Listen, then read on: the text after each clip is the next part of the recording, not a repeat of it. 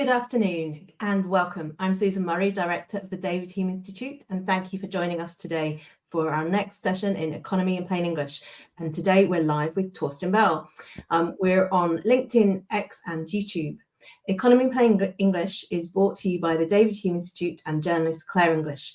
We're on a mission to increase understanding of the economy, what it is, how it works, and all in plain English. If you have any questions as you go, please ask away and we'll try and incorporate them. We only have 30 minutes, so please don't be shy if there's something you want to ask Torsten. Now, over to our host, Clare. Hello, I am indeed plain English, plain Clare English, not an economist, going to ask some dumb questions, possibly. Absolute acronym-free area, Torsten, just saying, because I will have a fit. I don't know what's going on if that happens. So first of all, thank you so much for coming on. Give us a little bit of a snapshot of who you are and what you do. So I'm Torsten Bell, I'm the Chief Exec of the Resolution Foundation. We're an economics think tank or research institute or whatever else you want to call it, which basically means there's about 30 economists sitting in a building, spending their time, and in our case, working on anything that is relevant to the living standards of families on low and middle incomes, which jargon-free, to make you happy, means people in the bottom half of the income distribution. So that, in real speak, that means people earning less than £30,000 a year in terms of their household income. I'm loving the clarity. This is fantastic. Okay, can we be clear about what kind of economist you are? How do you identify? Oh God, that's a bit existential. I mean, well, I'm the kind of economist that spends their life focused on economic policy and what's actually happening in the real world. We're not interested in what understandably matters for academic economists, which is either teaching young people or getting published in the kind of top journals with very technical pieces of work. I enjoy reading those, but that isn't what our charitable purpose is. We're interested in making sure we understand what's going on in the UK economy and then what we can do to make the world a better place for those on low and middle incomes. Well, you're getting your ideas out there by doing this today, but you've also written a book, but you've written some other stuff. Susan, hold up those copies, please. Thank you. Let's punt the merch here. This is what we like to see. Very good. You've all read that. I have not had my chance to. What? You've got to read it, Claire. I'm sorry. Is that it? Should we pull the plug? Yeah, it's over. Well, I tell you what, let's make it better because it's an intriguing title because it's Great Britain, but with a question mark. What's going on there? What are you pointing at? So this is the new book that's coming out on the 27th of June, as you say, Great Britain. I don't know whether we say Great Britain or you say Great Britain question mark, but it is, first of all, I should say, not about breaking up the United Kingdom or not breaking up the United Kingdom and Great Britain. It's Great Britain question mark. Is Britain doing great? And focusing on it from an economic perspective, because for lots of us, I think, and for most of the public, they don't think it is going great. It's not that they don't think the country's great. Lots of people are still very proud of the country, but they don't think it's been going great. And it's a book helping us understand why that's been happening, and then more importantly, what we actually do about it. Indeed. And there are three big factors. But do you think we are skinned? Everybody is quite pessimistic. Not everybody, but quite a lot of people are very down on what our prospects are. What do you feel? Well, I mean, at some level, it doesn't matter what I feel. I mean, if we look at what people think, then they are deeply pessimistic about the economy and how it's affecting their lived lives. I think there's two aspects of that. There's what economists normally look at in terms of day-to-day economic optimism, where we can see people's view about whether the economy will get better next year, maybe for their personal finances or for the economy as a whole, is really pessimistic. They are much more than it used to be if we went back to the 2000s.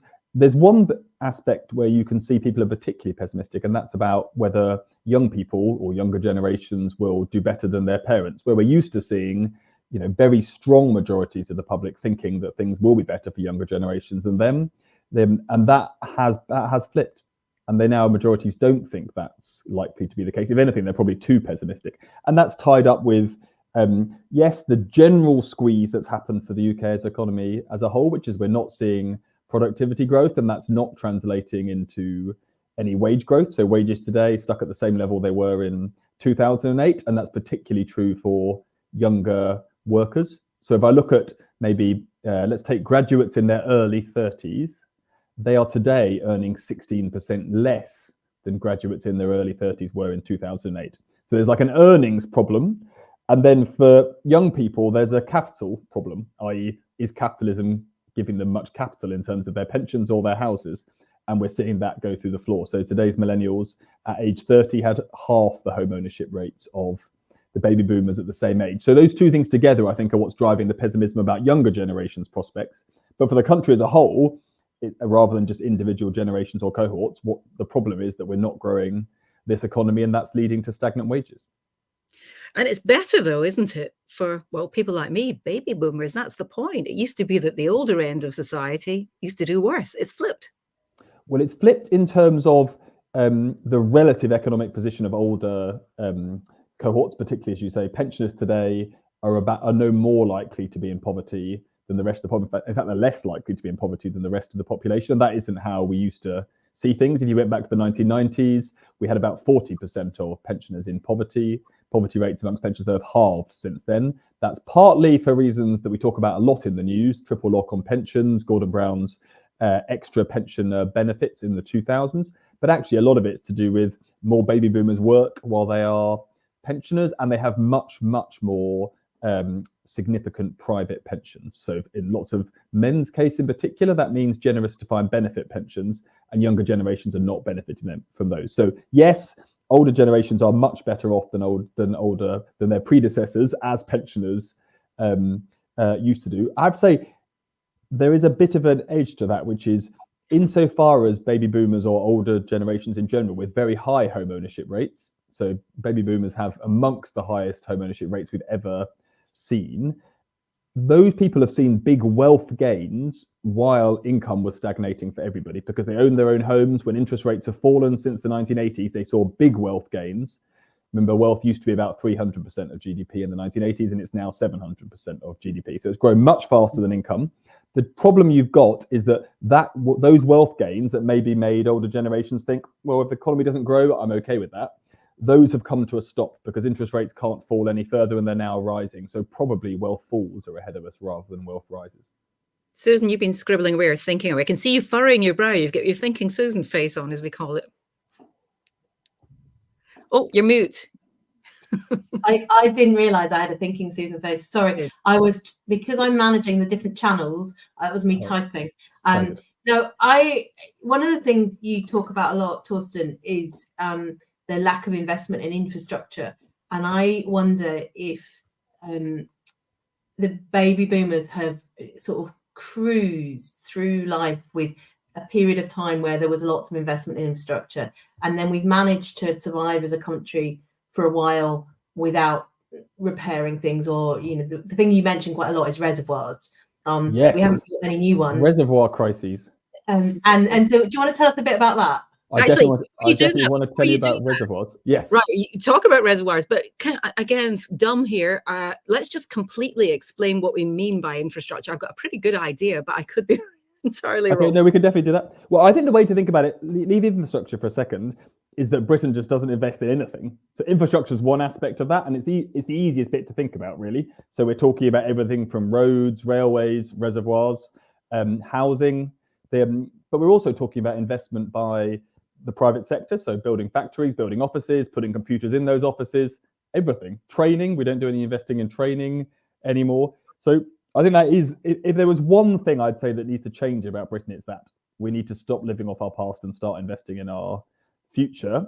And I do like the reservoir example because it's a good example of what you're talking about, which is, yes, we have been living off our past and basically cruising off the back of running down existing infrastructure rather than investing in future infrastructure that we leave to our children, in the same way that, you know, the Victorians left the house that I live in.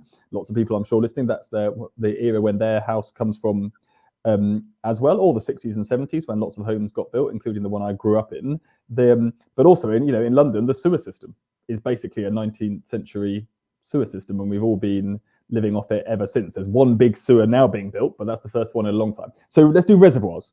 So between about 1850s and 1992, we built lots of reservoirs. There was almost every year a new reservoir was opened, including, by the way, in the Second World War, when some of the big ones, particularly in Derbyshire, were open. There's loads up in Scotland, as you're obviously due to the whole wet problem, but there's lots of reservoirs there too. Now, since 1992, we haven't built a single large reservoir. We've done up a few little ones. Now, since 1992, the population has grown by 10 million people. 10 million people. Now, water efficiency's got better, so I don't want to say everything was awful, but the idea that we were never going to have to build another reservoir was ridiculous. And we are now seeing risks of water shortages. Hopefully they won't happen, but we're seeing risks of them in a way that we never needed to bear that risk. Because basically we thought, well, if we don't invest, if we don't spend any money now building reservoirs, well, we can have cheaper bills, we can consume more today, but we're stuffing future generations. And you see that across the piece. So on the electricity generation, we've been talking about the need to replace these nuclear power stations for a very long time, but we haven't got on with doing it. Why have we had our eye off the ball? So we've been so complacent. What's been going on to distract us from this pretty vital stuff?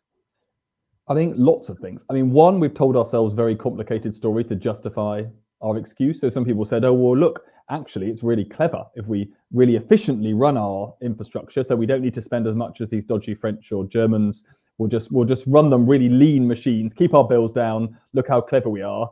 And then obviously, inevitably, what you end up is people eating poo when they go for a swim because they haven't invested in their water systems for decades. And that, that's a choice. I mean, if you went back to the 90s, people were patting themselves on the back and saying, actually, we're doing really well not investing in these systems. And I think there is one thing for people like me that want to see increases in investment levels, including infrastructure, then we do need to be honest that those increases cost money. And that does mean if we want to do that investment, it means we have to consume less today and save more. And that is from the country's as a whole's perspective.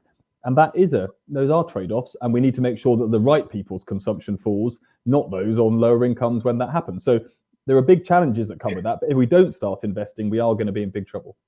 And I should really be fair here and say there are big factors that have contributed to a lot of problems as well. We've had the financial crisis, you mentioned, pandemic, and the energy crunch.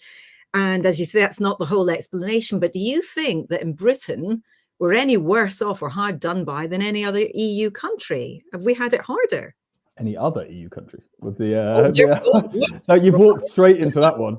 Now, moving on swiftly from the rerunning of the Brexit referendum. No, look, so the answer is during the pandemic and the cost of living crisis, all of Europe's had a hard time. Pandemic was awful for all advanced economies, and then obviously the cost of living crisis is particularly acute in Europe because it's where gas price rises have been by far the biggest.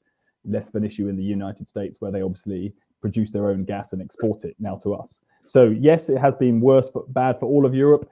But if we look over the whole 15 years since the financial crisis, it's far worse for Britain than it is for the rest of Europe. Yes, if we look at wage levels in France, Germany, Spain, the Netherlands, Denmark, you will see kind of 10 to 20% wage growth since 2008, and we've seen none. So it is worse. It is worse here. Middle income and poorer Brits are now far poorer than their equivalents in France and Germany, much, much poorer. So yes, things have been worse here, but it's not because we had a worse cost of living crisis or a worse pandemic. It's because of the slowdown in productivity growth that has been going on since 2008.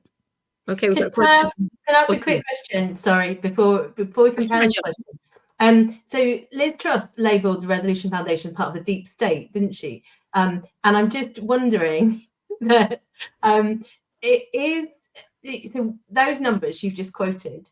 Yes. Sometimes we hear other people quote different numbers, perhaps Prime Minister's question times.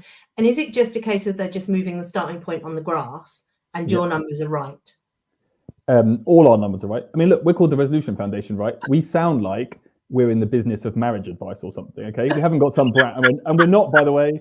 And like, I have nothing to offer anyone with that regard, apart from being lucky. So our entire brand, our entire reason anyone pays any attention to us is because we are right. Like all of our brand is tied up with fast but accurate economic analysis, which tells people what they need to know. The idea that anyone would be paying any attention to us if we played fast and loose with numbers is for the birds. I'm not, who am I to judge? But I'm just saying the incentive structures for Liz Truss being accurate may not be the same as for us, which I'll leave others to judge. We're definitely not part of the deep state. Do you know why? Because we're just 30 people sitting in a building, and it's not MI5 we're sitting in. It's just, you can walk in the door. Torsten, we don't know. It's not, I promise you, like, it just looks like an office. We don't have any secret deep state buttons. Like, everything we do is in public. I mean, I have to say, the point at which you start thinking that small economic think tanks are the deep state, I'm not saying you've lost the plot, but you might be close. Okay, losing the plot at that I point. really, I realize I've just distracted the conversation slightly there, but I thought just for some listeners, it might be worth asking. Well, we should, but let's do a more useful part of your question, which is it does matter when you start drawing lines from, right? And it does matter exactly which statistics you're talking about. So in the context we've just been talking about, right, the wage slowdown since 2008, low productivity, low growth.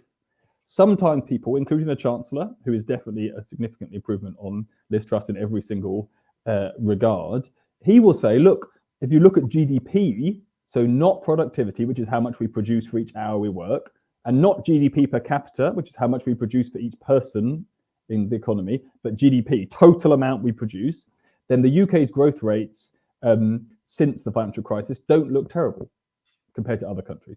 And he's right to say that. The problem is that the only reason they don't look terrible is because the UK population has grown much faster than other countries, particularly due to very high migration levels. And obviously he doesn't say that because they don't want us to, they don't like the idea of the very high migration levels. And from our perspective, so we're the living standards think tank, so I do care about GDP per capita, not GDP. Just having a bigger economy by having more people doesn't make anybody better off. What we care about is GDP per capita. And there, Britain has done very badly indeed. So the point is, look at lots of different data sources, look at different time periods, but then do force yourself to decide, what does this tell you about the country overall? And in the end, if I'm a punter, the fact that wages haven't grown since 2008 probably means I recognise that things haven't been going that great. Okay, sorry, Helen Chambers, you've been so patient. There's a question here. She says, Torsten, what's your view on accessing capital for infrastructure investment? What smart way of funding? When people talk about financing investment, there's lots of different things going on that word people can mean. Now, usually in everyday business, we mean, can you actually find somebody to give you the money to build the project, right? We mean literally, can I find some pounds? And then you're often with people, and that means from kind of the likes of Macquarie or some other large investor.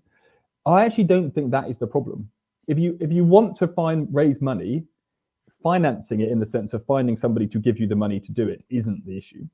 There's two issues there that do matter, and are the things we should really focus on. So there's financing in the sense of who is paying for that money. So say, for example, I want to build, I don't know, a power station, right? Can I find people to give me the money to build it? Yes, right? But that isn't how people talk about that as financing, but that is not the hard bit of financing. The hard bit of financing is those investors want their money back, and they want it with interest, yeah? And so someone's got to pay for it. And in the case of energy, for example, there's basically two choices of who pays for it.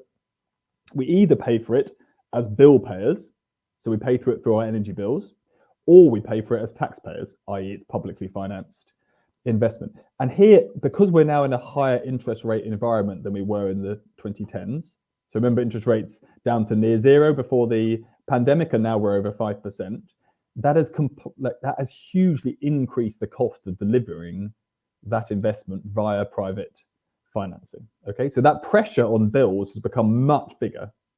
And that is the hard thing. And that is what we should focus on thinking about how we resolve, which probably will mean we need to think about how we protect lower income households from those bill rises which are coming for water and from energy. So the dog's already upset about he's heard about the rising energy bills. He loves his heat. So that's really important. There's another sense in which we should think about financing, which again, and this is slightly in danger of being into kind of economicsy speak rather than into how we think about it day to day. But here's how I'm going to try, which is, so there's financing it as in paying back the people that lent us the money to build the infrastructure, which is an issue.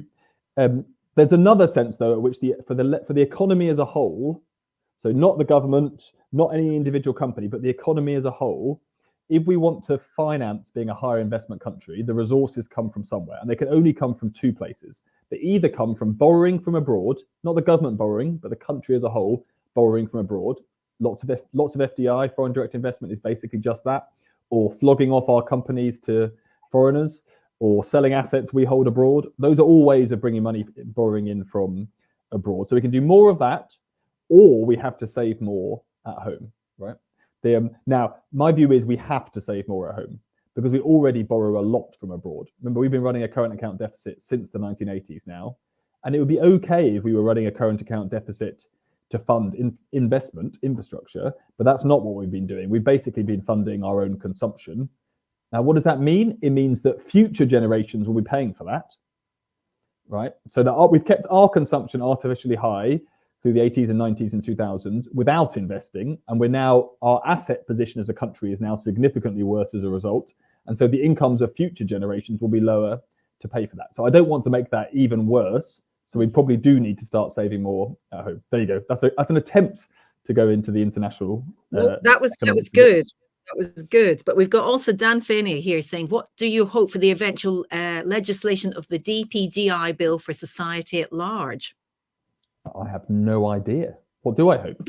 I'm afraid I don't know the answer to that, Dan. I've let you down. I do not know the answer to that. Susan, do you have any ideas? Nope, blankety blank. David, go. Well, here's another. NIESR, David says, Brexit caused £69 billion hole in UK national output last year alone. How can this deficit be closed? So this obviously goes back to our very not at all controversial question. That was my fault. You started it, and now David has rode into the hole you've created. So look, what's the question? So look, what do we actually know? Let's leave aside the politics. Let's leave aside everyone's getting very het up. What do we know Brexit has done? So in the short term, it pushed down the pound, pushed up prices a bit, and that made us poorer. In the medium term, remember the new Brexit trading relationships didn't come into place until 2021. And so we're now a few years on, so we can start to see the evidence in terms of what it's done to trade. I'm not saying this is totally uncontroversial, but my reading of that data is that what we've seen is not exactly what people predicted. So the bit where people were right is that we have seen British trade hit, and in particular, it's goods trade. So it's actual things where we've seen a big fall in trade. We've seen about a 19% fall relative to what other countries have seen, or in the volume of trade, imports and exports of goods. And that is a very big deal because some of those sectors where we're seeing falls in imports and exports are really important to Britain being a rich economy, like automotives or chemicals. So they're high value manufacturing that we should really care about, and they'll be particularly important in some parts of the country. Automotive is very important in the West Midlands, chemicals in Cheshire, for example, Rolls-Royce in Derby. So we should care about those things. Now, going forward, what should we expect to see in the longer term? Well, Brexit is a big increase in trade barriers. We should be expecting that fall in trade to continue. At some point, probably, you expect some of that to show up in services trade, not just in goods trade, whereas so far, actually, services trade is looking pretty good because global services trade is growing quite strongly. And remember, Britain is the second biggest exporter of services in the world. It's what we're unusually good at. The majority of our trade by value added is in services, not in goods, despite politicians never wanting to talk about it. So we can't see a big effect on that from Brexit yet. I hope that remains the case. Partly it might be that it's being hidden by global trade and services growing more strongly, so we're kind of on a rising tide. Now, what does all that mean? Well, the best estimates, and again, not uncontroversial, but the best estimates are that Brexit probably knocks about 4% permanently off our GDP. So that's what I would point to as the Brexit hole in the long term. And maybe about 2/3 of that has come through, maybe a half has come through already. Now, you can read that in two ways. One is to say 4%, it's huge. Yeah, it's a lot of money. The only thing we should prioritize sorting out now is making sure we rejoin the EU. Now, there's two problems with that as an approach from my perspective. The first is that it's not going to happen because neither main political party is interested in talking about it at all. And the reason they're not is mainly because the public aren't. And it's not because the public think the Brexit was great and it was all great. As you can see, the public opinion polls have changed significantly. It's that they don't want to talk about it. It's that the issue's salience is way down and people don't want a big existential row. And that is what all the political parties are responding to. And I know that lots of people listening will be ardent Remainers and will think, why can't we just get on with going back in? To which I would say to you, two words: the Liberal Democrats. Even the Lib Dems, right, are not talking about Brexit. Okay, and remember, these people ran their entire 2019 campaign on we're the Brexit people. Now, the reason they're doing that is because they're hoping to take loads of seats in the south of England, and nobody wants to be they do not want they don't want to fall out with their brother anymore about Brexit. So those are the incentives politics are responding to. So that's on all of us, not just on the politicians. It's also because even if our political leaders, even if Labour did want to go back into the European Union, which I don't think they do, but even if they did, the EU won't be interested in talking to us about it until the Conservatives want to rejoin. Because the last thing they want is some kind of yo-yoing in and out. They don't want Britain in the EU with that membership being a part of British politics. That's a big contentious issue. So it's not the Labour Party people need to persuade. It's whoever the next Tory leader is after a general election, if the Tories are in opposition, which is another way of me saying to you, this may be some time. Well, absolutely fascinating. Susan, do you want to jump in before we just? Yeah, so we've got another question there, but just before we go to that, back to the book and the question of Great Britain, it kind of connects with the Ending Stagnation report. And you mentioned the services economy. Do you want to say a bit about playing to our strengths as a country? Yeah, absolutely. So Great Britain or Great Britain is arguing that things have been going badly, but that we need to sort out our thinking about how they can go better. Because one of the reasons I've written the book is because it's not just that the country's in a hole, it's that even our way of thinking about the country is in a hole. Right? We've got one load of people just doing boosterism, Boris Johnson, say that we're world beating and we'll suddenly become world beating. And you've got another load of people saying, oh, we're completely stuffed, fatalism, declinism, there's nothing Britain can do, we should all emigrate to Canada. They even ignoring the fact that there's bears roaming the dangerous streets of Canada. Now, instead, what we need to do is take a hard-headed look at what we are good at and the kind of country we are. And what Britain is a very, very successful service exporting economy, and that can employ a lot of people. Yes, I'm not saying it's not important, the 8 or 9% of our population that works in manufacturing, and some of that is really important to the future of our economy. But the big picture of what will make Britain rich in the next 20 years is our service industries, because that's what we're good at, and that is where global trade is growing. But we're all deeply embarrassed about it. I mean, politicians basically want to pretend that there's they basically think in their heads, all we do is banking and it's rubbish, and we should be doing manufacturing. And there's two problems with that. One, it's not true that all we do is banking. Banking's been shrinking as a share of the exports significantly since the financial crisis, not least in Edinburgh. Look at what's happening to the financial service industry in Edinburgh. It's a much smaller part of the local economy than it was.